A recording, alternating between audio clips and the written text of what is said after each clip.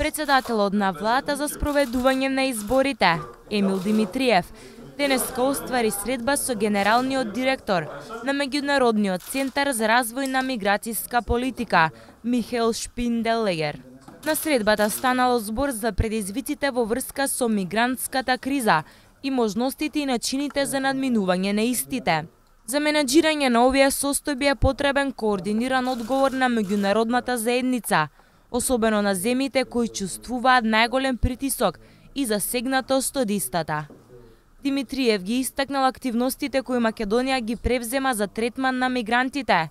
Шпинделегер ја истакнал значајноста на улогата на Македонија во процесот на менаџирање на мигрантската криза и отвореност за поддршка на сите земји кои се засегнати од овој предизвик. Двете страни ќе продолжат во следниот период со комуникација и соработка по однос на оваа тема.